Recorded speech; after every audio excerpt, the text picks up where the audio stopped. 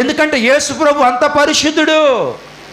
చెడును అసహించుకునేవాడు, పాపాన్ని అసహించుకునేవాడు, కళ్ళతో చూసేవాడు కాదు, చేతులతో తాకేవాడు కాదు.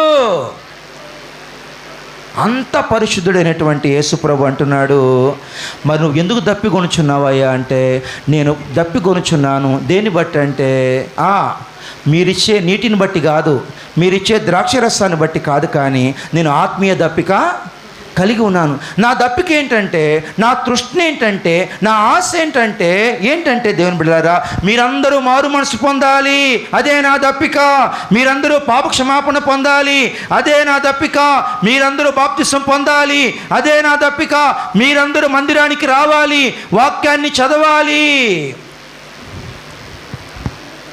దప్పిక పేరేంటమ్మా? నువ్వు మారు మనసు పొందావనుకో, యేసు ప్రభు దాహం తీరిపోయిద్ది. నువ్వు వాక్యం చదివావనుకో, యేసు ప్రభు దాహం తీరిపోయిద్ది. నువ్వు మందిరానికి వచ్చావనుకో, యేసు ప్రభు దాహం తీరిపోయిద్ది. నువ్వు బాప్తిసం పొందావనుకో, చెప్పండి, ఇప్పుడు యేసు ప్రభు యొక్క దప్పిక తీర్చే వాళ్ళు ఎవరు? నువ్వే. నువ్వు గనక పాపాలు చేస్తూ, దోషాలు చేస్తూ, దొంగతనాలు చేస్తూ, హత్యలు చేస్తూ దేవునికి విరోధంగా జీవిస్తే ఆయన ఇంకా దప్పికొంటానే ఉంటాడు. ఆయన దప్పిక తీర్చాలంటే ఏం చేయాలి? మనం వెంటనే మోకాళ్ళేసి ఆయన దప్పిక తీరిపోయిద్ది. వాక్యం చదివావనుకో, ఆయన దప్పిక తీరిపోయిద్ది. పాపాలు ఒప్పుకున్నావనుకో, ఆయన దప్పిక తీరిపోయిద్ది. నువ్వు మారు మనసు లేకుండా ఉన్నావనుకో, వెంటనే మారు మనసు పొంది బాప్తిసం పొందావనుకో, ఆయన దప్పిక తీరిపోయిద్ది. ఆయన దప్పిక తీర్చేవాళ్ళు ఎవరంటే నువ్వు, నేనే. మనం గమనించుకుంటే దేవుని బిడ్డలారా, పరిశుద్ధాత్మ దేవుడు అంటే యోహాను సువార్త 7వ అధ్యాయము 37వ వచనం చూడండి కావాలంటే. ఏమంటున్నాడంటే 7వ అధ్యాయము 37వ వచనం చూస్తారు, దయచేసి ముగించేస్తాను. 4-5వ మాట 7:37. ఆ పండుగలో మహాదినమైన అంత్యదినమున యేసు నిలిచి, ఎవడైనను దప్పికొని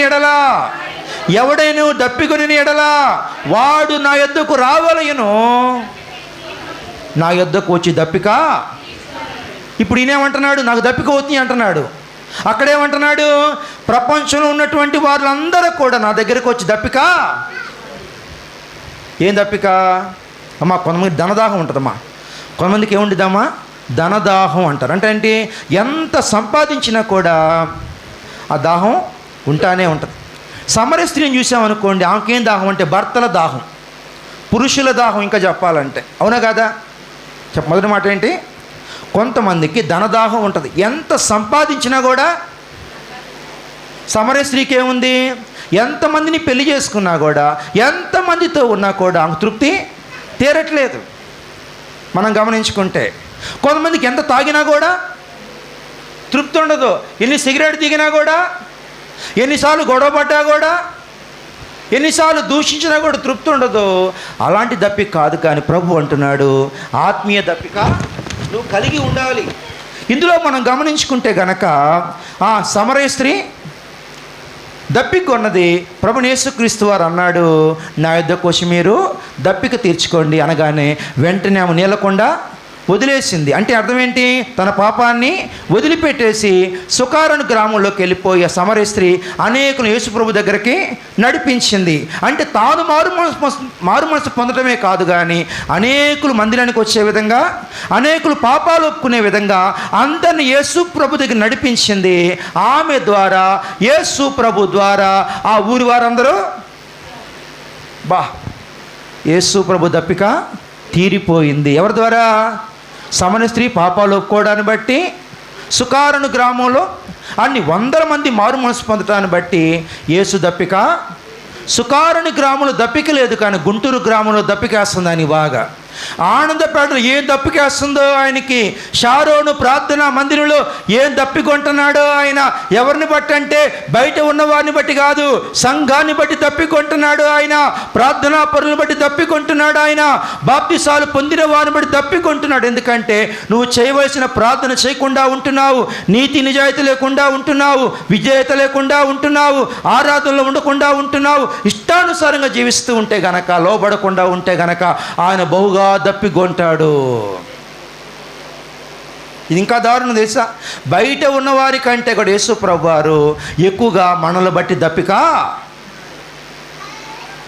వారు తెలియక యేసు ప్రభుని గాయపరుస్తున్నారు, నువ్వు తెలిసి గాయపరుస్తున్నావు. వారికంటే నీ ద్వారా ఎక్కువ గాయం అవుతుంది యేసు ప్రభుకి. ఏమంటున్నాడంటే ఇశ్రాయేలు ప్రజలు యెహోవాను విడిచిపెట్టారు. అందుకే అంటున్నాడు, మీరు మీ చేతులు కడుక్కోండి, హృదయాన్ని శుభ్రం చేసుకోండి, నా దగ్గరకు వస్తే అంటున్నాడు.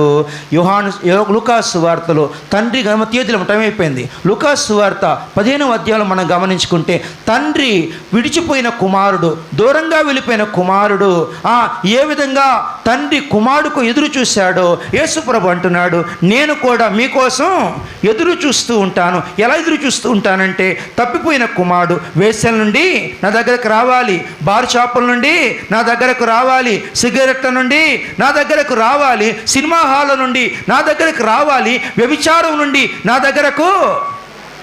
తండ్రి అయిన దేవుడంట. అలాగే మన కోసం కూడా ఎక్కడెక్కడో ఉంటున్నామేమో మనము, మన ప్రాంతాలు వదిలిపెట్టి దేవుడు ఉన్న ప్రాంతానికి, దేవుడు ఉన్నటువంటి నివాసం దగ్గరికి రావాలంట. తద్వారా దేవుడు ఆనందించేవాడిగా ఉన్నాడు. దీని అంటున్నాడు, మన దప్పికేమి ఉండాలి? మన దప్పికేమి ఉండాలి? ఆస్తుల సంపాదన, మా స్థలాల సంపాదన, బంగారం సంపాదన, వస్త్రాల సంపాదన, అందం అనే దప్పిక. అందం కోసం ఎగుచాట్లు పడతాం కదా మనం, అవునే కదా? వస్తువుల కోసం పడతాము, వస్త్రాల కోసం పడతాము, బంగారం కోసం పడతాము, స్థలాల కోసం పడతాము. కానీ నీ మనసు ఎప్పుడైతే నా వలే అందరూ యేసు ప్రభుని తెలుసుకోవాలి, నా వలే నా బంధువులందరూ మారు మనసు పొందాలి, నా వలే నా బంధువులందరూ మందిరానికి రావాలని చెప్పి నువ్వు వారి కోసం ప్రార్థన చేస్తావు. నిన్ను బట్టి దేవుడు తన దప్పిక తీరిపోయింది. ఇలాంటి దప్పిక మన మందిరాల్లో ఉండును గాక, ప్రార్థనా పరుల్లో ఉండును గాక, పరిశుద్ధుల్లో ఉండును గాక.